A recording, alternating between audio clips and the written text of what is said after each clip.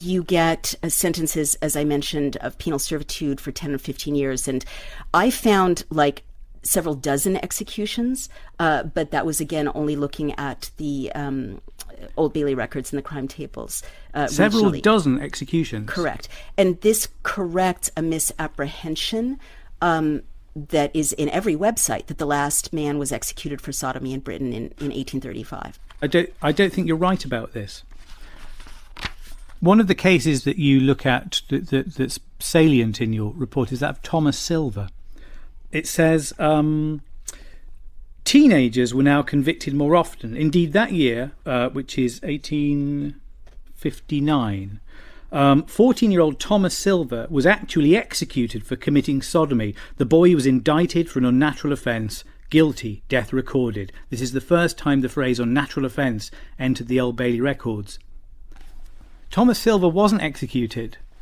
Death recorded. I was really surprised by this, and I looked it up. Death recorded is what's in, I think, most of these cases that you've identified as executions. It doesn't mean that he was executed. It was a category that was created in 1823 that allowed judges to abstain from pronouncing a sentence of death on any capital convict whom they considered to be a fit subject for pardon. I don't think any of the executions you've identified here actually happened.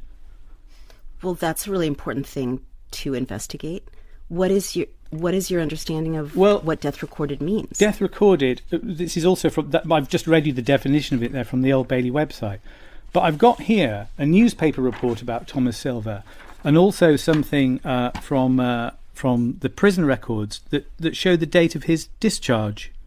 The prisoner was found guilty and sentence of death was recorded. Yeah. But the jury recommended the prisoner to mercy on account of his youth.